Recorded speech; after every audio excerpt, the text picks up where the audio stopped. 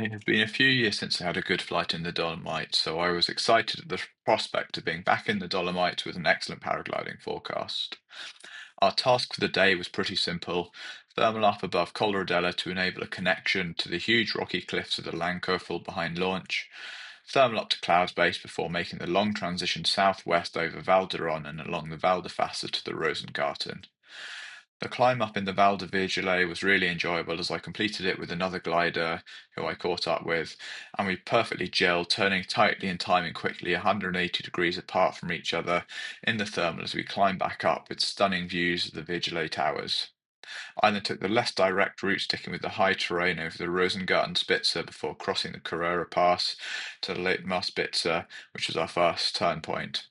After I crossed the Karerpass, I was pleased to first catch Manuel, and then after tackling the turn point, also bumped into Alex, and I thought we were back on for some team flying after my poor launch. From here, it was a valley crossing over Moena, after which, unfortunately, Alex and Manuel both bombed out, so I was back flying on my own again.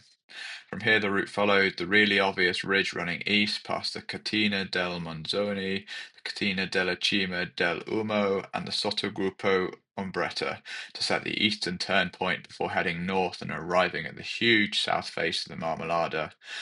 Late in the day, this huge south face rockets you up to above the summit with spectacular views as you emerge above the highest point in the Dolomites. I'll always remember my first flight over this beautiful summit, which has such a wonderful shape, along with unbeatable views in every direction. It's just a shame how quickly the glasses are shrinking. The plan for the final section was an easy glide over the Pordoi Yoch to the Sellergruppe before heading back to Col Rodella. But as the day was still on when I arrived above the Pordoi Yoch, I decided to climb up above the cable car before heading northeast to Pisbo, gliding to my northern turn point in the Sellergruppe and then finally back to Col Rodella to close the triangle.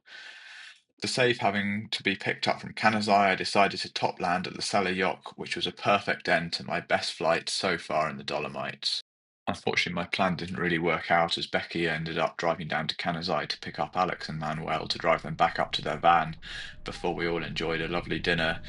at the Sella Yoch celebrating the flights of the day.